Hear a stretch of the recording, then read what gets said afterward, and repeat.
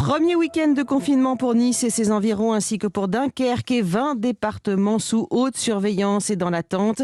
Et certains se disent que c'était peut-être leur dernier week-end à l'air libre. À Toulouse, les quais de la Garonne étaient tellement bondés samedi qu'ils ont été fermés dimanche. À Paris, mêmes images des bords de Seine, des Parisiens nombreux à profiter du soleil. Reportage Nicolas Feldman.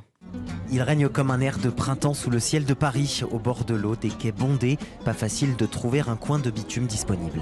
Il reste plus trop de place pour s'asseoir et on a l'impression d'être sans Covid, quoi. Et ça fait du bien. Ça fait beaucoup de bien. Ouais. Un peu plus loin, Élise et Lou partagent une bière.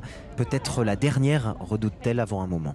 On sait qu'un possible reconfinement nous pend au nez. On nous laisse en suspens depuis des semaines. On avait commencé avec un couvre-feu à 18h qui devait durer 2 semaines. Ça fait 3 semaines qu'on n'a pas de nouvelles. Donc il y a du soleil, forcément. On va sortir, on va pas se priver. Faut juste faire attention et voilà quoi.